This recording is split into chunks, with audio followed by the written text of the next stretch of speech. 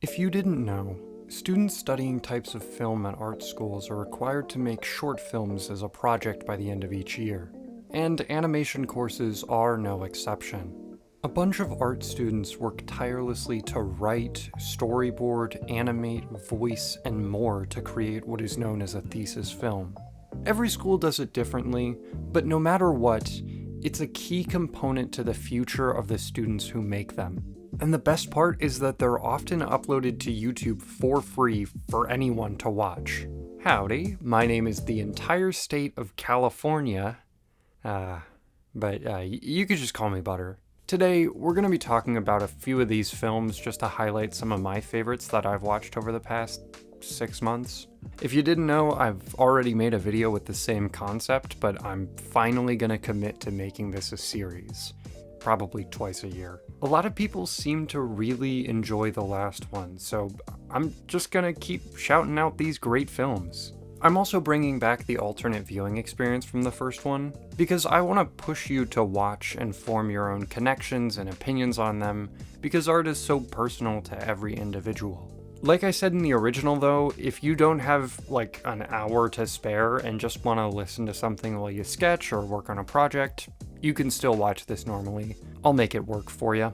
But the way that the deluxe version of this video works is that before every segment where I talk about each film, there will be a number on the screen that corresponds to a link in the description that will take you to that short. You can open it in another tab or just click on it, and then when you're done, come back to this tab or hit your browser or app's back button. And then I'll tell you what I thought, and if you have your own ideas and feelings, feel free to leave those in the comments. I really liked this last time because it made it feel more like a conversation, and I think it gives more respect to the original creators. Also, during those transition cards there might be some trigger warnings from now on because some of these do have heavier themes and concepts. I've been really excited to dive back into these because they genuinely blow me away. Kicking it off with one of my all-time favorites, Last Summer is a realistic yet cinematic take on a group of bandmates splitting up at the end of summer. I often see a lot of the highly viewed, critically acclaimed thesis films telling darker, harsher stories, and while, as you'll see later, those shorts are really important and super well done, it's nice to see one that's just bittersweet. The feelings that the main character, Ren, experiences in this short is so simple to understand, but complex to show in media. That bitter feeling towards his bandmates leaving and the loneliness that sets in before he figures out the lyrics to their unfinished song. And the almost moral or end goal of this short being told through song, with the lines, "All the perfect times stuck on repeat," and "The sky is clear as I move on," really brings things together on a lighter note. Their characters feel natural and their chemistry is very lived in. I wouldn't be surprised if these characters were actually based on the director's friends. And don't let me forget about these soft, warm visuals. It feels so in tune with the retro, reminiscent vibes of a summer with your friends. And the aspect ratio change really sells that during the music sections. Squaring it off almost gives those like home video garage recording feelings. The summer lighting is immaculate. Whether it's bright and blazing or a moody setting sun, they use the time of day to convey emotions in a fantastic way. The expressions are also really well done, especially for Ren. Watching his face really immerses you into his perspective and the situation that he's dreading. It's not heavy in your face with its story, and honestly, I think that's perfect for this concept. This is the tsundere trope done with heart. In a story about a girl's need to beat her sworn rival in a track race, it uses sports as a way to portray her admiration towards someone she pseudo-despises. It's in her extreme feelings of trying to overcome this running inferiority that keeps her from actually dealing with it, training and pushing herself so hard that it causes problems. And that actually mirrors how she treats this crush. She views Alexis as this scary, untouchable, beautiful person, and even when Alexis shows her that she's not as terrifying as she thinks she is, she refuses to see it. I love the fact that she compares her to a lion early on, and then when she comes face to face with a real mountain lion, she realizes that, maybe she's not as scary as she thinks. She lands on the conclusion that it's okay to compete with her, and it's okay to lose to her, because you're still racing with her. You still get to connect. And that's what I got out of it. I love the framing of these shots. They're so varied and I'm never bored looking at it. So many different viewpoint angles, it really keeps it fresh. The run cycles are really good too, which is pretty important for a short about track races. I love that most of this is an internal monologue, because it's all in her head. It's her dramatic feelings bubbling up that causes her to act the way that she does. I also wanted to shout out my favorite line from this. What if my erosion reveals nothing at all? Bro, that is such a good line. That entire section was just really cool to watch. Man, that switch up after the first minute and a half really locked me into this. This one tells the story of a wolf who's been lured in by a hunter and has been trapped and forced to conform to his living situation. That is a very simple sentence to describe a complex concept told in a very nuanced story. Most of this takes place in a house and revolves around a family of these alter werewolf type characters and this silhouette-like hunter, who keeps this mother and her kids from being themselves. Anytime their more beastly side comes out, it's met with pushback, intimidation, aggressive body language, and eventually even physical harm. The silver ring is a genius connection of the symbolism of a family built on this terrible power dynamic, and the visual of a werewolf family that he tries to keep control over. I really like the fact that the mantle of the story kind of gets pushed over to her daughter, the wolf's oldest child. She's the one to take a lot of the brunt of the mental effects of this awful situation they were in. And to see her not immediately feel like everything is okay is so powerful. And having her use art to explore herself and who she wants to be after growing, while still loving her mom and siblings, it's just a very great way to end it. And it's amazing to show the scope and scale of this type of healing. The visuals are very storybooky. Maybe it's just the wolves, but it kind of reminds me of Wolfwalkers a little bit. The score is beautiful as well. This mystical, foresty sound keeps things light and a little mysterious, and then it hits you with the deep, loud, bassy strings and percussions whenever the hunter is on screen. Again, it really locks you in. This style is fantastic. This weird, abstract world filled with nature and robots has given way to two different short films from Shemet, and while I think the story of the first one, Sleep Mode, has a tighter, full package, pun not intended, whoa, the animation on CAPSULES? Peak. It's so peak. The story here is more like a snapshot, a middle point. It's very detailless, which actually keeps a fun, abstract journey like this from being bogged down by exposition and dialogue. The vibe here is like a snippet of a pilot for a full viral cartoon. It's like if you mashed Adventure Time, Love, Death, and Robots, and some shonen like Hunter x Hunter or One Piece together, but you wove in this artist's personal flair that creates a look and feel that screams timeless cartoon. It's two robots finding little guys and fighting souped-up robots along the way. Add on the deeper lore implications that I may have learned about in their making of video, you've got the recipe for a great cartoon. Hey man, I'd watch it. I keep talking about the art style and animation, but like, man, it's so good. Some of these action shots are so well executed, even to the point where I'm like kind of losing my mind on one of them. These character designs are sick. The simplified robots taking on such clear shapes hit a must-have for good design work, in the silhouetting specifically. Overall, I hope this artist gets to make a show someday. There's so much promise and potential here.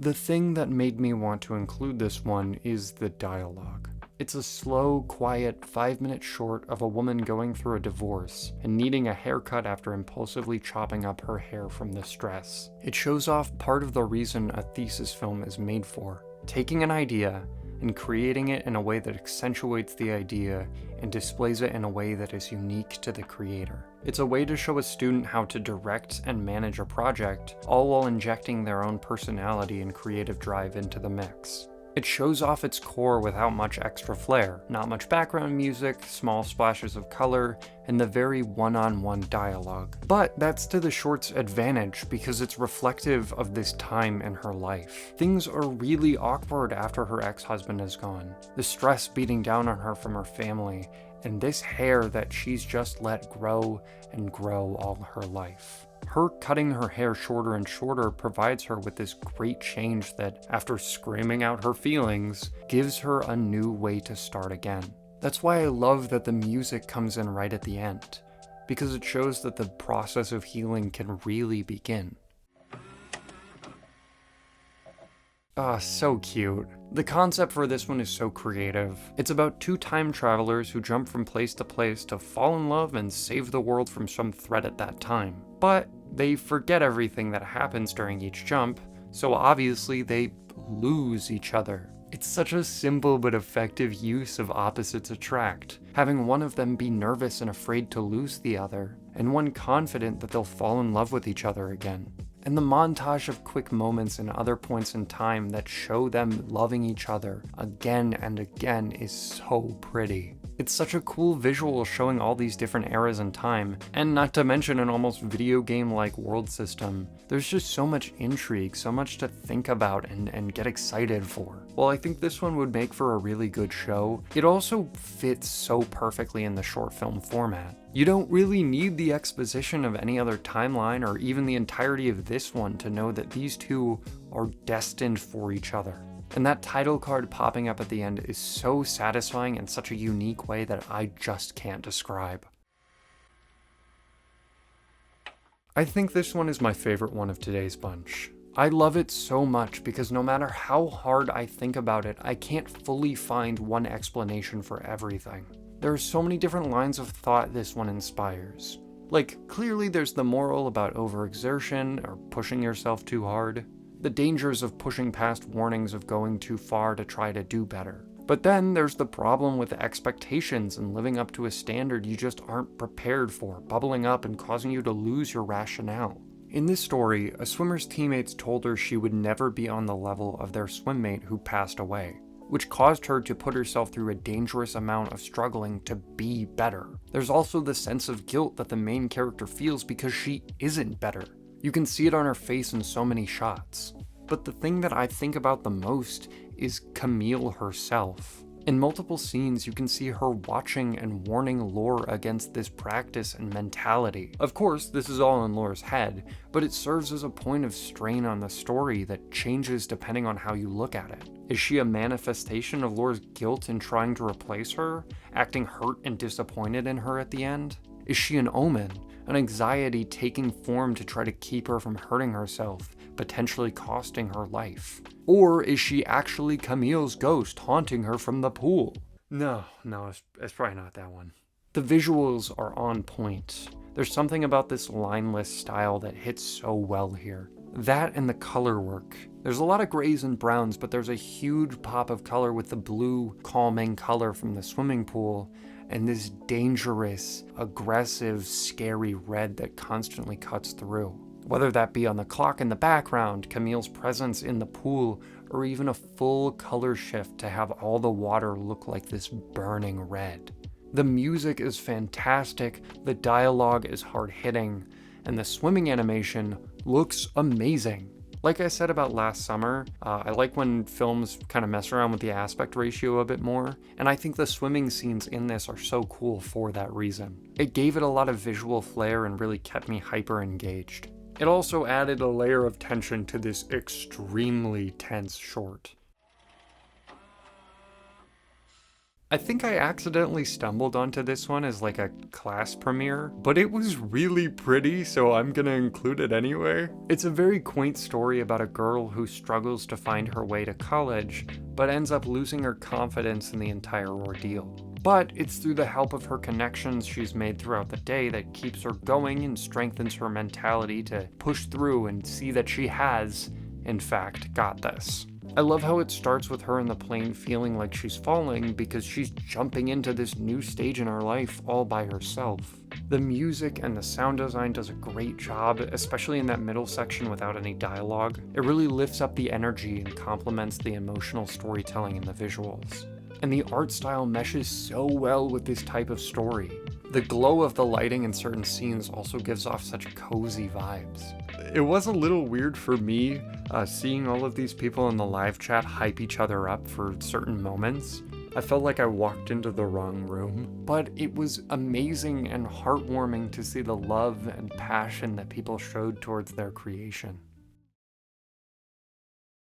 And with that, I think I'm gonna wind this down here. There are a seemingly infinite amount of these, and this time I really tried to pull a good variety of stories, styles, and from different schools as well. I really wanted to highlight a couple of the more niche thesis films and give more of a shout out to all the students who make these. The way that I've scheduled this, once this video comes out, there should actually be an influx of people posting their big project of the year, so go out and look for some of these over the rest of the spring. The first episode in this series is one of my favorite videos that I've ever made, and going back and looking through those comments makes me feel so full of pure joy and excitement for the students unleashing their passion and working hard to make their concepts into full pieces of art. And the overwhelming support that others have towards them. Keep rooting for these people, because they are the future of animation.